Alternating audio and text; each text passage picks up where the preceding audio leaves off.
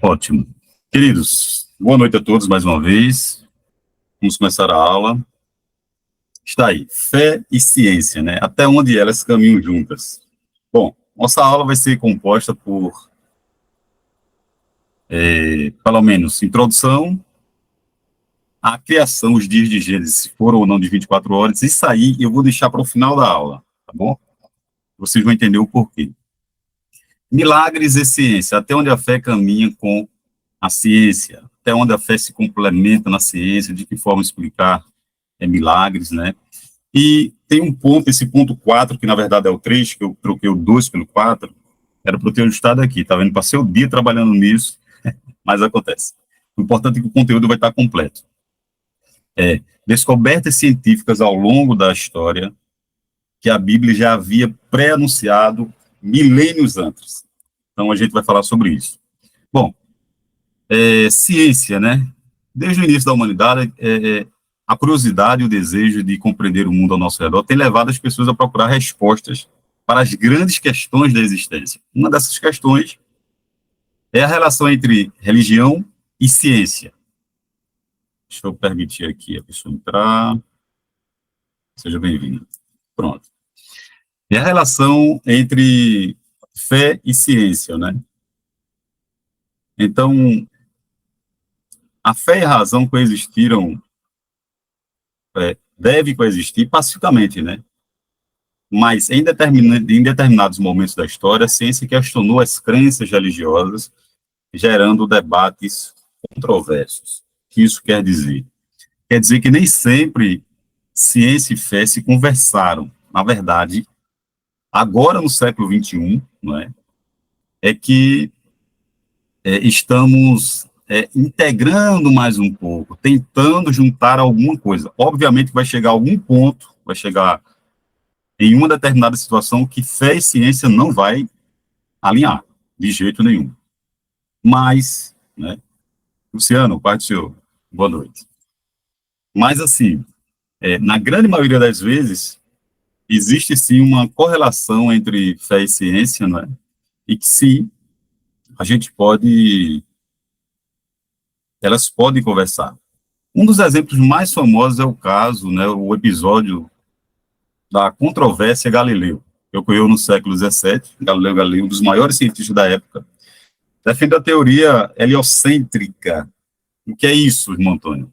É que tudo gira em torno do Sol na galáxia Via Láctea, e afirmava que a Terra girava em torno do Sol, o que contradizia a visão geocêntrica da Igreja. Que visão era essa? A visão de que tudo girava em torno da Terra. A Igreja Católica, na Idade Média, defendia que a Terra era o centro do universo. Como resultado, ele foi perseguido pela Igreja Católica, sendo obrigado a se retratar publicamente. Outro exemplo é a teoria da evolução de Charles Darwin, né, que foi fortemente contestada pelos líderes religiosos do século XIX, e houve muitas controvérsias, né? Ainda hoje essa teoria é alvo de debates e controvérsias em muitos ciclos religiosos. Obviamente, né, irmãos?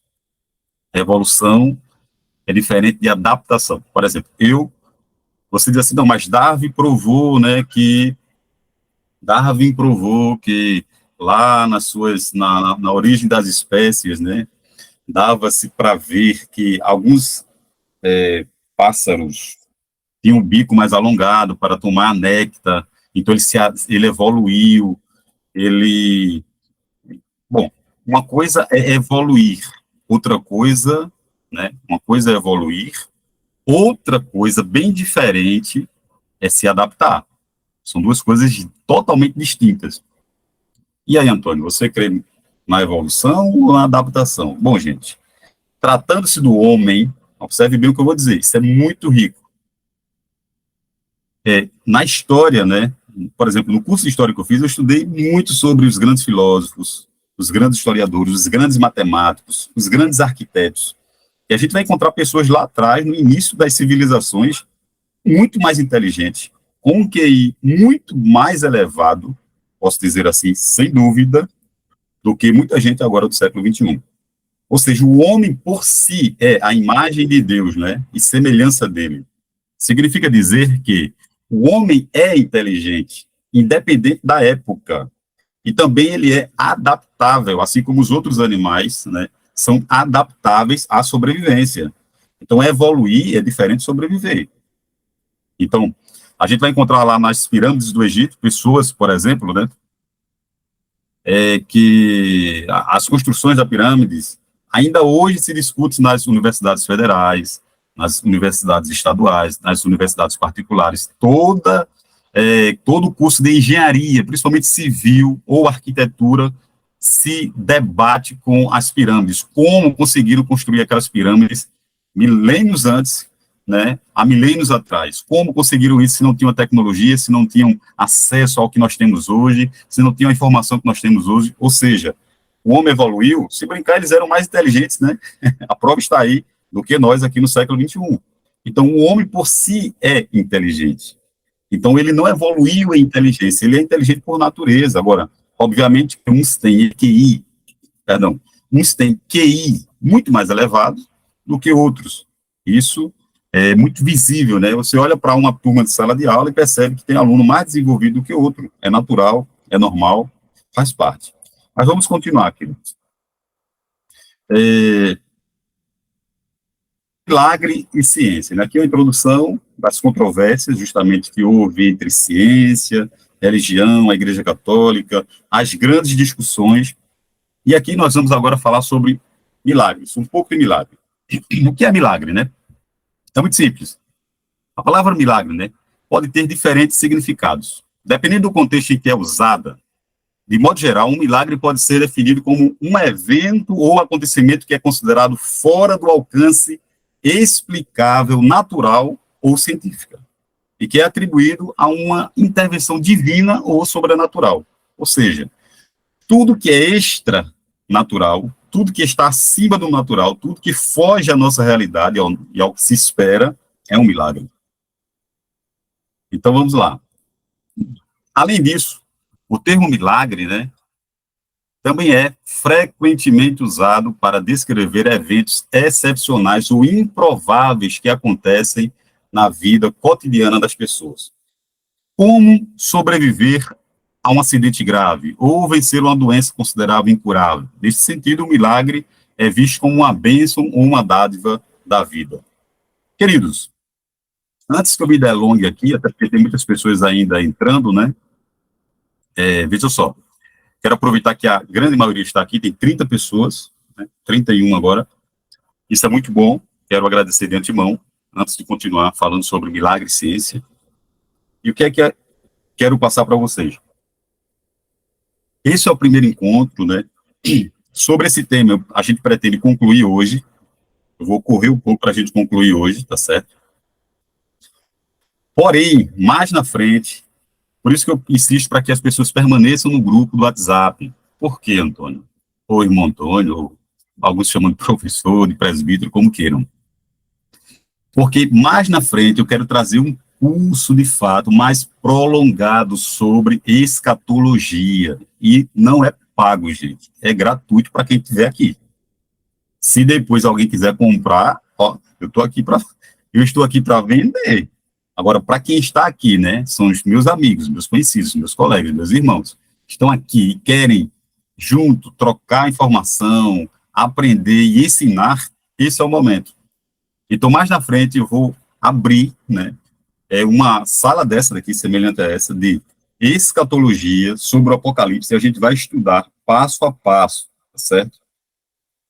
A gente vai estudar passo a passo sobre o assunto do Apocalipse, sistematicamente, as cartas, as 7 taças, os 7 selos, os castiçais, as trombetas, o trono branco, que é o juízo final, o milênio, a vida eterna e perfeita, ou seja, tudo na sequência a gente vai trazer, é tipo um curso, porque é uma sequência de aulas, né? Então, o que é que acontece? A gente vai criar essas turmas, essa turma, melhor dizendo, e eu espero que os que estejam no grupo participem disso, né? Eu dei uma pausa aqui, só para ajudar uma pessoa que não está conseguindo entrar, e uma irmã que queria muito, ela vem sempre falando comigo, Então, só me deu um segundinho aqui.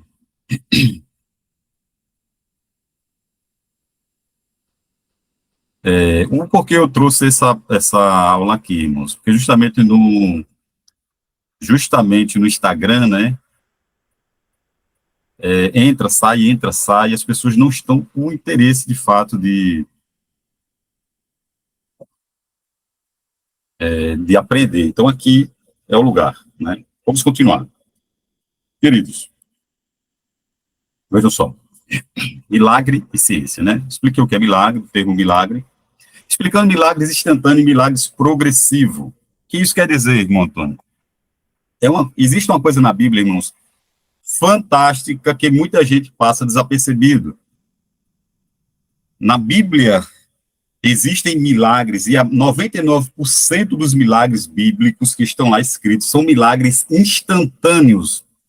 E a pessoa está lá, existe um público, na maioria deles, vendo alguma coisa acontecer, e a coisa acontece na hora, por isso é instantâneo. Mas, se a gente for estudar a fundo, se a gente for estudar com calma, não é?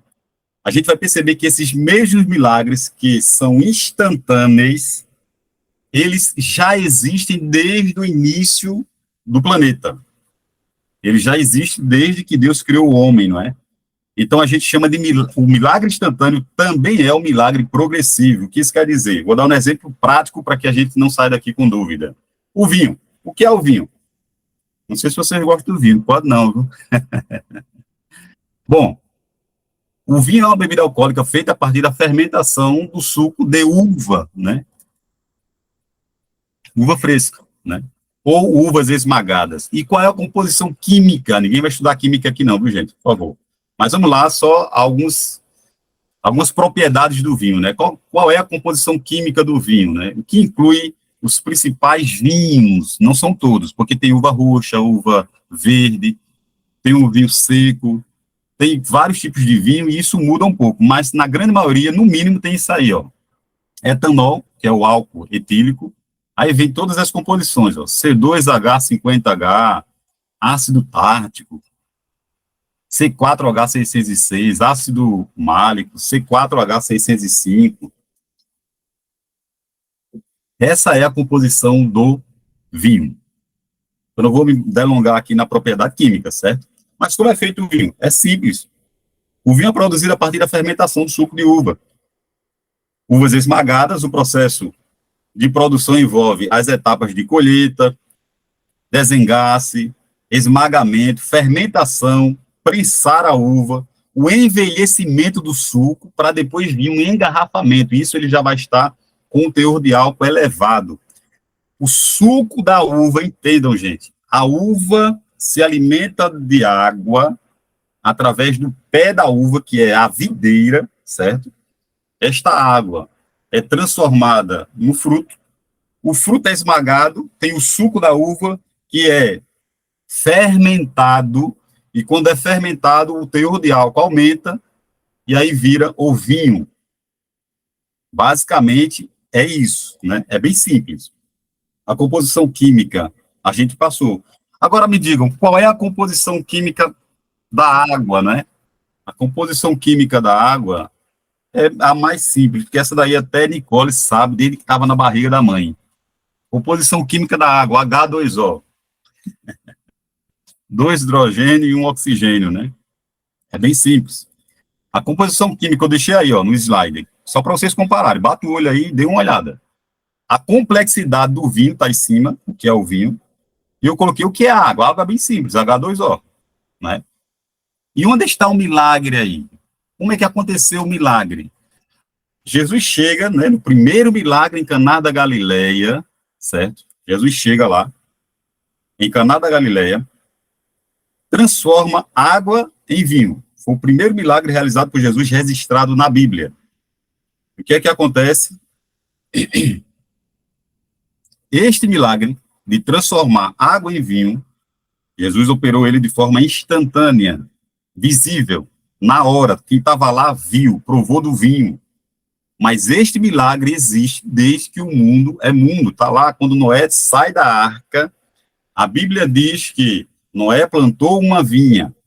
E aí eu repito, o processo simples do vinho. A vinha, ou videira, né, como alguns chamam, pé de videira, se alimenta de água, certo? A água vira o fruto, o pé fica verdinho, né, pé de uva, a água alimenta o pé de uva, a uva é pisada, o suco é tirado, depois ela tem um tempo, né, para aumentar o teor de álcool e vira vinho. A água, de forma progressiva, virou vinho.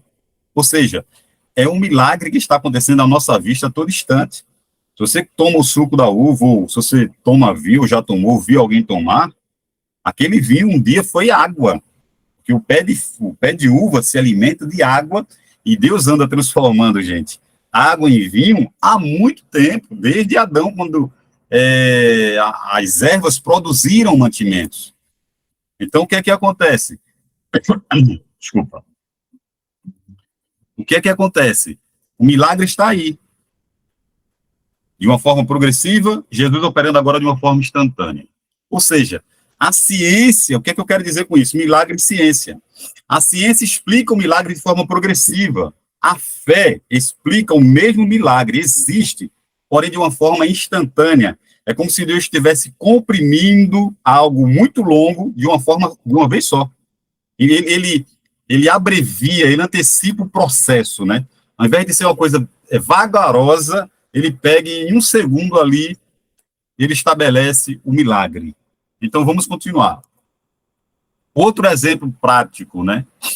Água se transformando em leite. Ah, Antônio, agora é loucura, né? Porque você explicou o vinho, a água se transformando em vinho. Ok, eu entendi, pé de fruto. Agora vamos para a água se transformando em leite, né? O leite que todo mundo aqui toma. Até os intolerantes à lactose aí tomam um remedinho e depois vai para o leite, né? O que é que acontece? O leite é composto por água, gordura, proteína, carboidrato, vitaminas, minerais. Isso é o leite. E a água, H2O. Aí você diz assim, Antônio, onde é que está esse milagre? Está na Bíblia? Tá não, está na sua frente. Este milagre está na sua vista. Toda vez que uma vaquinha toma água e come mato, e a água que ela toma e o mato também que ela come se transforma em leite e carne, o que é que a vaquinha faz, gente? Né? É um exemplo bem simples isso aqui, mas é o que acontece de fato. O que é que acontece? A vaquinha toma água, come mato, e o que é que acontece em seguida? Ela engorda e produz leite, gente. Isso é milagre. Deus está operando milagre a todo momento, na nossa frente aí, ó. Porque eu duvido um ser humano pegar H2O e transformar em leite. Eu duvido um ser humano fazer isso. Em laboratório, ele vai ter que adicionar N coisas, várias propriedades químicas para transformar uma água, entre aspas, transformar em leite. Aqui o processo é natural, é fisiológico. Deus estabeleceu isso no animal e ele toma água, bebe o mato e transforma em leite. É uma pena que o microfone não esteja aberto, mas eu vou abrir aqui só para perguntar uma coisa a vocês. Eu vou abrir aqui que eu quero ouvir a voz de vocês. Ativar o microfone, pronto. Abram o microfone de vocês e me respondam uma coisa. Gente, alguém aqui já viu uma cura divina acontecer? Quem já viu, diz daí amém. Já viu. Amém. A gente já viu. Amém. Bom, amém. Eu vou abrir a mensagem, porque quando eu abri o áudio, né? Quando eu abri o áudio, o que é que acontece? Eu vou abrir a mensagem, está aberta a mensagem, porque quando eu abri o áudio, todo mundo falou e ninguém ouviu nada.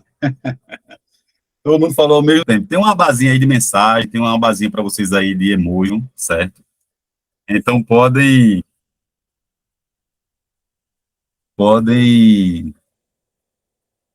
mandar mensagem e botar emoji também, tá bom?